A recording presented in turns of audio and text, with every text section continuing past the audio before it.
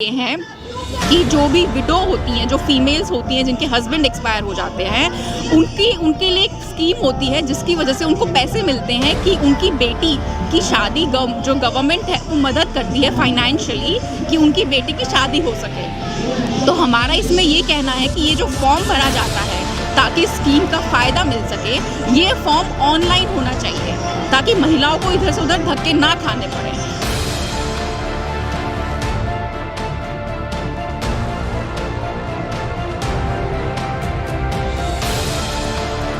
12 बच्चे देश में जो कोरोना के अलावा कोरोना पीरियड से कोरोना से पहले जो बेसहारा बच्चे थे जिनके माता पिता दोनों गुजर गए थे, उन बच्चों को भी कोई पेंशन नहीं दी जाती। मैम, आप जनता मुद्दा धरने पे आए हैं, जिस तरीके से देख रहे हैं आप पेंशन को लेकर के, इससे पहले भी कई बार यहाँ आ चुके हैं आप, आज क्या मांगे हैं आप?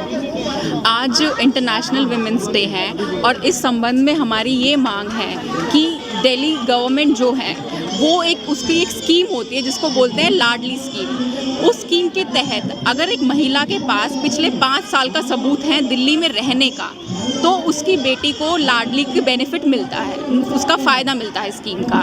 लेकिन अगर किसी वजह से वो जो औरत है वो उसकी डिलीवरी कहीं बाहर होती है, वो मायके गई है या कुछ भी वजह है, तो दिल्ली सरकार ये बोलती है कि क्योंकि आपकी बेटी का जन्म दिल्ली से बाहर हुआ है तो हम इसको लाडली का जो बेनिफिट है स्कीम का वो नहीं देंगे। तो ये एक गलत प्रावधान है। अगर कोई फीमेल अपने मायके जाती है, कहीं भी जा रही है और उसकी वहाँ डिलीवरी हो जाती है, तो ये एक नेचुरल चीज़ है, इसको कोई कंट्रोल नहीं कर सकता। तो ये जो क्लॉज है इसको हटाया जाना चाहिए। अगर किसी फीमेल के पास 5 साल का उसके पास सबूत है, वो दिल्ली में रह रही है, तो उसकी बेटी को जो लाडली स्कीम का बेनिफिट है वो मिलना चाहिए, चाहे उस लड़की का जन्म दिल्ली से बाहर हो या दिल्ली में हो। तो ये हमारी एक मांग है जो हम पिछले 10 सालों से कर रहे हैं। पिछले साल में विमेन दिल्ली कमीशन भी गई थी इसी संबंध में और उन्होंने कहा था कि वो इस पे कार्रवाई करेंगे, लेकिन पिछले 10 साल से वो हमसे सिर्फ यही सुनने को मिल रहा है कि वो कार्रवाई करेंगे, लेकिन उन्होंने अभी तक कोई कार्रवाई नहीं करी है। ये हमारी पहली मांग है। इसके अलावा दूसरी मांग हमारी ये है कि जो भी विडो होती हैं, जो फीमेल्स होती हैं जिनके हस्बैंड एक्सपायर हो जाते हैं, उनके लिए एक स्कीम होती है जिसकी वजह से उनको पैसे मिलते हैं कि उनकी बेटी की शादी जो गवर्नमेंट है वो मदद करती है फाइनेंशियली कि उनकी बेटी की शादी हो सके। तो हमारा इसमें ये कहना है कि ये जो फॉर्म भरा जाता है ताकि स्कीम का फ़ायदा मिल सके, ये फॉर्म ऑनलाइन होना चाहिए ताकि महिलाओं को इधर से उधर धक्के ना खाने पड़े। तो उन्होंने अभी काफ़ी सालों से हम इस चीज़ का प्रयास कर रहे हैं, उन्होंने ये कानून तो बना दिया है, लेकिन ये कानून सिर्फ कागज़ों में है। अभी कोई भी महिला दफ्तर जाती है, कोई भी महिला सरकारी दफ्तर जाती है इस चीज़ के लिए, तो वो ये कहते हैं कि अभी तक इस चीज़ को इस नियम को लागू नहीं किया गया है। तो कागज़ों में कोई कानून बना दिया गया एक अलग बात है, जब तक उसको लागू नहीं किया जाएगा। इसके अलावा जो और राज्य हैं वहाँ पर इस तरह की सुविधाएं हैं, अगर दिल्ली सरकार नहीं दे रही है क्या? हर किसी में नहीं है, लेकिन कुछ राज्यों में ये चीज़ है।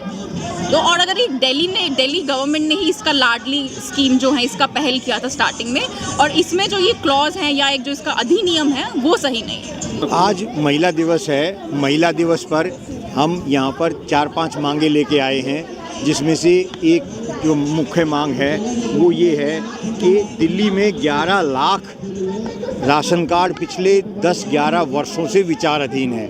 ये 10-11 राशन कार्ड उन गरीब महिलाओं के हैं जो राशन कार्ड पाने के हकदार हैं। दूसरी, 4 वर्षों से वृद्धावस्था पेंशन के आवेदन दिल्ली सरकार के द्वारा नहीं लिए जा रहे हैं। यहाँ पर जो महिलाएं आई हैं वो भी आवेदन करना चाहती हैं, लेकिन उनके आवेदन पिछले 4 वर्षों से विधानसभा में समाज कल्याण मंत्री ये कह चुके हैं हम जल्दी लेंगे, उसके बावजूद लेना आरंभ नहीं कर रहे हैं। इसमें जो तीसरा महत्वपूर्ण विषय है वो है बेसहारा बच्चे।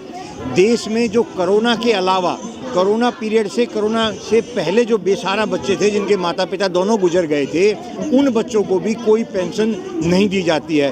देश में 1 करोड़ से अधिक ऐसे बच्चे हैं जिनके माता पिता गुजर चुके हैं, उनको कोई पेंशन नहीं दी जा रही है, कोई आर्थिक सहायता नहीं दी जा रही है। जबकि जो कोरोना में गुजरे हैं उनके बच्चों को, जिनके माता पिता कोरोना में देहांत हुआ, उनके बच्चों को मदद दी जा रही है। ये सराहनीय है। लेकिन भारत के संविधान का जो अनुच्छेद 14 है वो ये समानता का अधिकार देता है। उसमें चाहे कोई कोरोना में किसी का माता पिता गुजरा हो, चाहे कोरोना से पहले, सबको बराबर का हक है, समानता का हक है, सबको पेंशन का हक है। तो सरकार ये भेदभाव कर रही है जो कि सही नहीं है और ये संविधान का भी उल्लंघन है। इसका जो और महत्वपूर्ण विषय ये है कि जो विधवा की लड़की की शादी का आवेदन था वो मुख्यालय से आदेश होने के बाद जिला कार्यालय में नहीं पहुंचा है, जिससे हजारों विधवा महिलाएं अपनी बेटी की आर्थिक सहायता का आवेदन नहीं ले पा रही हैं। लेकिन दिल्ली सरकार की तरफ से गाइडलाइन की यदि हम ऐसी महिलाओं के या जो गरीब परिवार है उनकी लड़कियों के लिए फुल खर्चा शादी का उठाते हैं। देखिए, सरकार के द्वारा कहना अलग है और वास्तविक स्थिति अलग है, इन दोनों में फ़र्क है। जो बातें मैंने कही हैं मैं बहुत सोच समझ के कह रहा हूँ, तथ्यों के आधार पर कह रहा हूँ और मैं ऐसे तथ्य दिखा सकता हूँ आपको कि जो गाइडलाइन 1.5-2 साल पहले जारी हुई थी कि विधवा महिलाओं की लड़की ऑनलाइन फार्म जमा होगा और उसके बाद बहुत से महिलाओं ने जमा कर दिए, उनको कहा जा रहा है कि हमारे जिला कार्यालय कह रहे हैं कि हमारे पास ऐसा कोई आदेश नहीं पहुंचा है। तो इससे बड़ा उदाहरण सरकार की लापरवाही का और क्या होगा। प्रवीण जी, तो आपने इस महिला की लड़की शादी के लिए एक फॉर्म भरा गया था, दिल्ली सरकार की तरफ से भी इसको सुविधा दी जा रही है, क्या अभी तक इसका ये है कि अभी तक ना दिल्ली में पहले पिछले कुछ सालों से ऑनलाइन पेंशन के फार्म लिए जा रहे थे। 2 स्कीम ऐसी थी, एक लाडली योजना और एक विधवा लड़की की जो शादी होती है उसका आवेदन। तो उसका आवेदन काफ़ी समय तक ऑफलाइन था, जो कि कई जगह से विधायक से और गैजेटेड ऑफिसर से साइन करा के जमा कराना पड़ता था, जिसमें बहुत सारी परेशानी विधवा महिला को होती थी। वर्ष 2017-18 के बीच में इन्होंने ऑनलाइन वो करवाया फॉर्म जो है, लेकिन अभी तक उसका फ़ायदा किसी भी महिला को नहीं मिला है। क्या समस्या थी? नहीं जाती हो तो कभी कुछ बताए, कभी कुछ, कभी बताएंगे वो सेवा कुटी जाती हो तो सब चीज़ मतलब वो कर दिया मैंने।